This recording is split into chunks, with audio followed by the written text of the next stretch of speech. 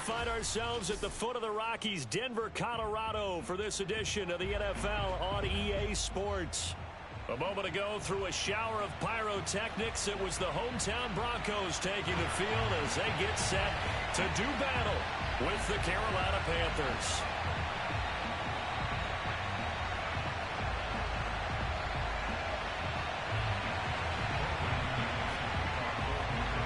Seems like we were just starting training camp, but here we are in October, and off we go on EA Sports. And to no one's surprise here in Denver, they'll carry through the back of the end zone for a touchback.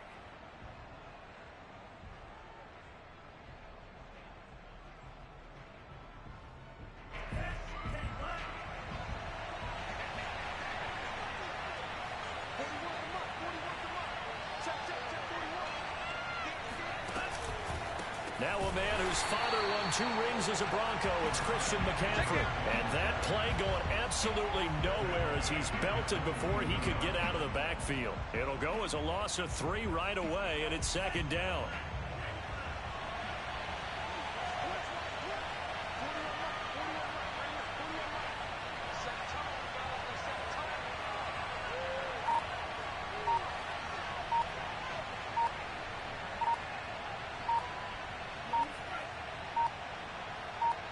They just do get the playoff as he'll look to throw. And the Broncos get there and take him down. It'll go in the books as a 7-yard loss on the sack, and it's third down.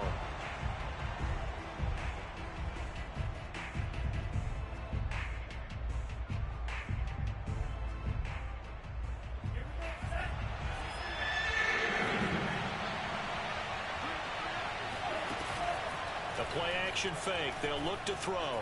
Flush to his right. Now he'll let it go deep right side. And the defense has it covered. It's intercepted. Picked off by Kareem Jackson. And the Broncos are going to take possession of the football as they force the turnover on the opening drive. A young quarterback, Charles, rolling to his right. I know he's right-handed, but is that one that maybe a veteran sticks in his pocket? I think so, but you have to remember with young quarterbacks, it may take a few years before they get all the stuff out of them that they did earlier in their career or even in their college days when they were used to being dominant. In this case, the NFL veteran defense ended up winning the battle. Good starting position for the Broncos here as they come up 1st and 10 at their own 46. They run for the first time with Javonte Williams. He'll be taken down at the 48 for a pickup of 2 yards. Well, speed is definitely a calling card if you play cornerback in this league, and he does a terrific job there of hustling in quickly to make the play. And sometimes all of your best laid plans of play design, your X's and O's, they can't always account for individual effort defensively. And this was one of those times. Just a terrific play to hustle over there and get the running back to the ground. He'll go up top here for Hamler. And he fires one that's intercepted. It's C.J. Henderson picking it off. And the Panthers are going to take over at their own 41. Defensively that time, they were in zone coverage. As a rookie QB, what lesson can you learn there? Well, understand this. You saw zone in college, and the defensive backs reacted, but they don't react like they do on this level. So when they're in zone and they see the ball coming to them, they'll react at least a half a second faster. You've got to know where you want to go with the ball and be decisive with it. Otherwise, the end result can be something you don't like. This running game's so important for them, and they know that. It helped lead them to a victory last week when he was over 100 yards. Let's face it, it's their identity, and that's what they want to play to. They want to be that team that runs the ball really well each and every week, and right now we're seeing a pretty good pattern of that happening. 2nd and inches is oftentimes an invitation for an offense coordinator to take a big shot downfield because he feels like he can come back on 3rd down and pick up the 1st down. But sometimes you just don't want to break tendency. Stay with what you are, stay with who you know, and go get the 1st down. That's exactly what they did. And they're going to stop him right at the line of scrimmage. Just no cutback lane to be found whatsoever. 2nd and 10. So after the run for no gain, here's 2nd and 10. A handoff left, McCaffrey. And here's another tackle made at the line. So they're converging well on the football now.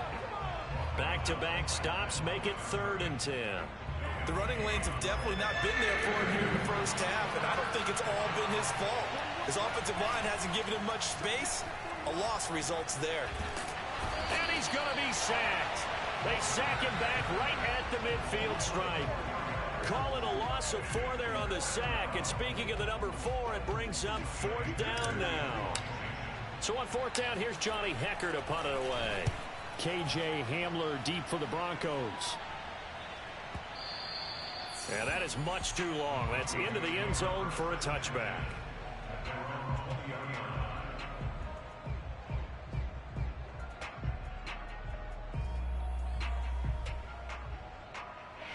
The Broncos onto the field, ready to start their next drive. And following the interception, we'll see what they can put together on this drive. I can hear my old college coach right now.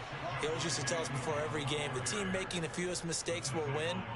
What they're hoping is that last mistake is their only one of the game. Coaches, that's all they talk about, turnovers, right? Minimizing those and maximizing opportunities. First play of the drive goes the wrong way. Here's 2nd and 12.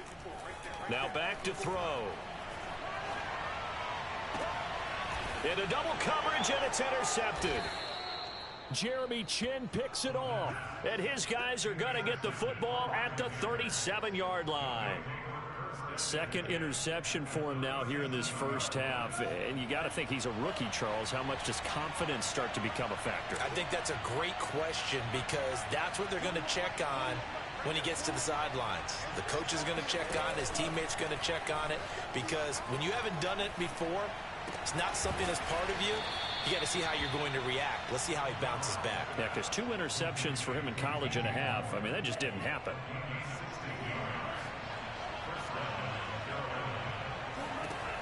On 1st down, he'll drop to throw. And that one's going to be off target and incomplete. I think he's got to be careful not to force anything into coverage right there. There weren't really any throwing lanes. But the best part for him, he's got 2nd and 3rd down to fall back on. An incomplete pass on 1st down. That leads to a 2nd and 10.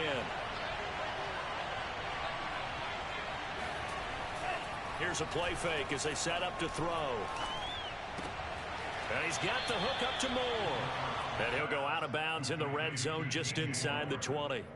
They get 6. That'll leave them with 3rd and 4.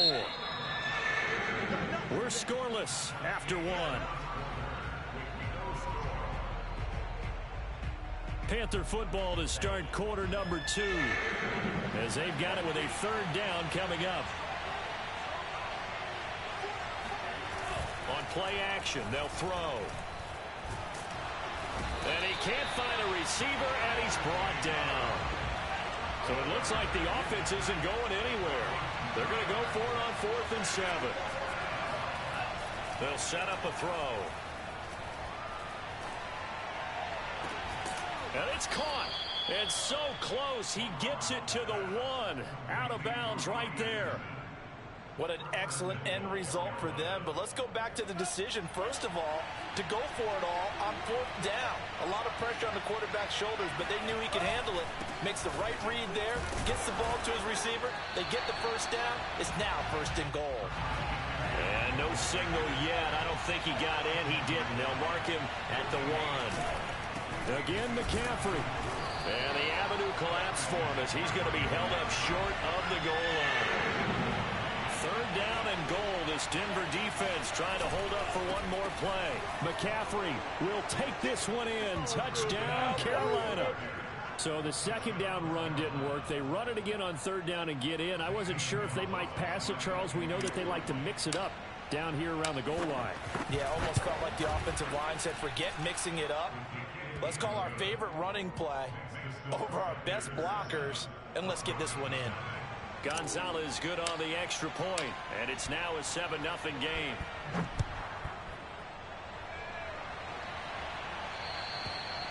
And that'll carry over the back line of the end zone for a touchback.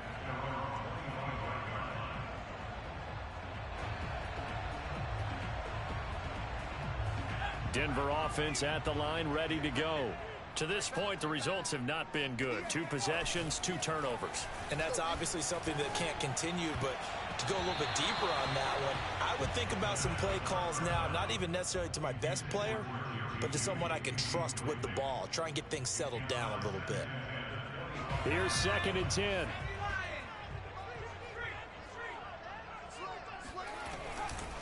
They try the left side here with Williams.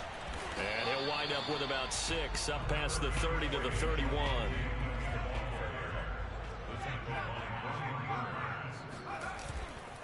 On 3rd down, here's Williams. And he'll be taken down, but he does have first down yardage. That right there, a good sign for a team that's had trouble converting 3rd down so far this year. They're in the bottom 5 in the NFL, but they come through there. Yeah, and I bet if we put our guy Marvin on the case. And he can't get rid of it. He's taken down. The defense rising to the challenge and setting him back on the sack. Boy, Charles, that time he took a bad situation and made it worse. Yeah, you're almost putting together a nice little song there, aren't you? Because it's something you'll see from young quarterbacks. They have that tendency to retreat backwards. And he's got it. What a catch on the sideline. It's a big play there for the Broncos. And that might be exactly what they needed to wake up this home crowd. They haven't given them much to cheer for so far. And never underestimate the effect the home crowd with you can have on a game. And he gets this inside the 35-yard line. And this has been a nice answer to the touchdown drive against them a few minutes ago because they've come out and reestablished the tempo. A nice throw there, and they're putting together a very strong drive as a response. Now a first down carry. It's Williams. And he still has yet to get on track in this first half as they're going to stop him behind the line. He'll lose a yard there, and it's 2nd and 11. 2 minutes on the clock, 2nd quarter, 7-0 ball game. Coming up at halftime, I'll go from one personality, that's you, Charles Davis, to another one in Orlando, the coach. He'll have stats and scores from around the NFL. You and Jonathan Coachman both larger than life. No doubt about it. But you're stuck with me in this booth, yes, and he's miles away and smiling. And happy. On 3rd down, he'll drop to throw. And that's checked down to Gordon. And he's going to get the first down here as he's taken down at the 22.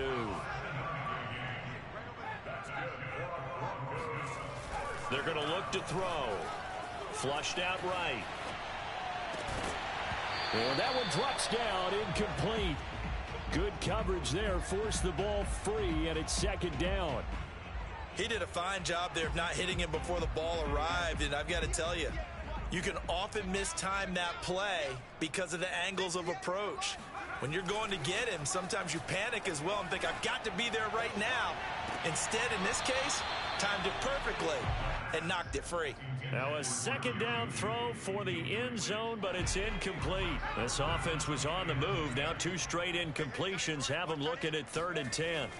They'll look to throw again, escaping the pressure right. And for the 3rd time here in this half, it's intercepted. It's C.J. Henderson picking it off. And the Panthers are going to have it here at their own 15. That pick hurts a little extra because it was 3rd down. You were already in field goal range. You know what he's going to hear all night, all next week? Situational football. Understand what's going on because you expressed it perfectly. And he's going to be brought down back at his own 6-yard line. Now the Broncos are going to call the first of their timeouts as the clock shows 50 seconds to play here in half number 1.